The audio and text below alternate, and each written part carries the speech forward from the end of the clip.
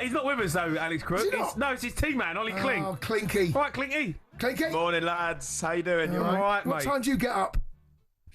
About 5 minutes ago. Got the same attitude as you at Bristol City, I think. Right, what you got for us? Some news about Bryan Mbeumo. It's getting ever closer, this. We understand he's set to undergo his medical at Manchester United next week. They're finalising a package. It's worth more than the 62.5 million that Manchester United paid for Matheus Cunha. And they want to confirm him before they return for pre-season on July the 7th. So, I mean, it's a lot of money for a couple of players, isn't it, for Manchester United? Over 120 million it's going to be looking like. Yeah, two good players, though.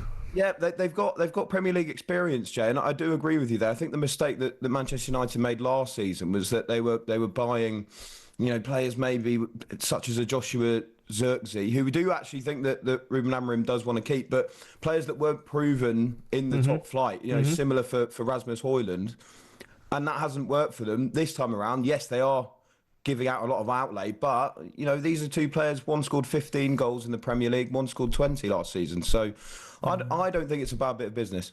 No, I think it's good business. I hear that the new way of doing things is to buy young, upcoming prospects, from around the world. But sometimes I do think you need to buy the one that makes a difference. Bryan Mbeumo is going to make a difference if he signs for Man United. Cunha as well, I think, is a really good player. I'll be interested to see how he performs. The days of Man United buying Robin van Persie from Arsenal are gone, though, right? They used to buy the best player in the Premier League every year. I don't know if they've got that pull anymore, have they, to be able to do that? I just don't think that's available to them anymore. No, maybe you're not off that top table at the moment. Liverpool have gone out and done that, though, haven't they? That's exactly what Liverpool have done. Yeah, they've gone out and bought Wirtz, and that's them showing here we're top of the tree. Come and catch us if you can. And you always said that's something Sir Alex used to do. Clinky is when they were on top, strengthen again. Go and get the best you can find. Whatever hole you find in normally a starting 11. If you're going to strengthen the squad's one thing, but strengthening your starting 11, that's what you got to do. Yeah. Eze's in the news as well, right? Yeah, he's been added to Arsenal's list of left-wing targets, we understand.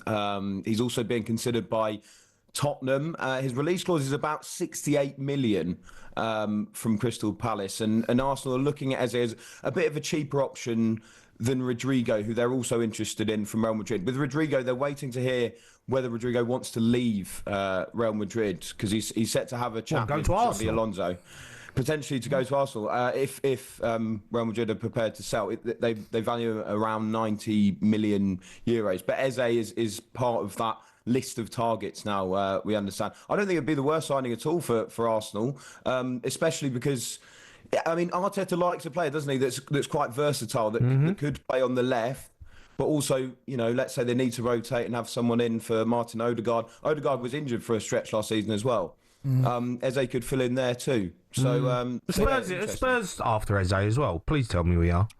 Yeah, they are. Yeah, they're definitely. Because I think it'd be a brilliant signing for us. I really do. I think it'd be a top signing. What would it mean for Maddison? Maddison's a bit more of a number 10. Do you know? Like, he gets into little pockets. Eze for me is a winger. He cuts inside, he makes things happen, comes off the flank, and can get at you. He can play direct. He can go down the byline if he needs to. Maddison hasn't got his pace. Maddison hasn't got his pace. I think Eze's probably a better player. Yeah, I quite like Eze in that 10 position. He can do both. As well. He can do both.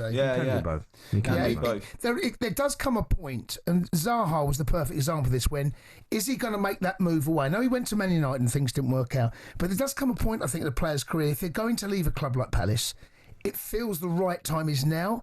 Sometimes you can stay at a club too long, like Crystal Palace. I think Zaha is the perfect example of that. Clubs come in for it. I think Arsenal are interested in Zaha. Yeah, they couldn't stump up enough money. Eventually, that move... It runs out of time. Yeah, I think Eze the right time to move now.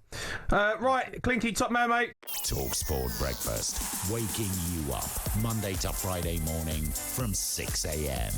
on AM, on DAB, via the talkSPORT app and on your smart speaker. talkSPORT.